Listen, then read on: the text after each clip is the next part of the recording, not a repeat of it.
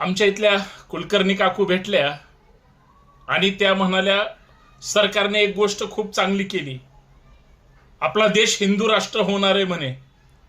मी म्हणलं काकू अभिनंदन तुमचं, याच हिंदू राष्ट्राच्या तुम्ही एक स्वतंत्र नागरिक म्हणून तुम्हाला किंमत मिळेल. काकू एकदम खुश. काकू म्हणलं काय चाललंय? त्या म्हणल्या ओके. सिलेंडर केवढ्याला आहे? आला का गॅस घरी? काकू असल्या फनफन करत होत्या, असल्या शिव्या देत होत्या, असला संताप व्यक्त होत होता. कारण काका 3 दिवस झालं सिलेंडरसाठी चक्रा मारतायत आणि काकू घरात हिंदू राष्ट्राच्या गप्पा मारतायत.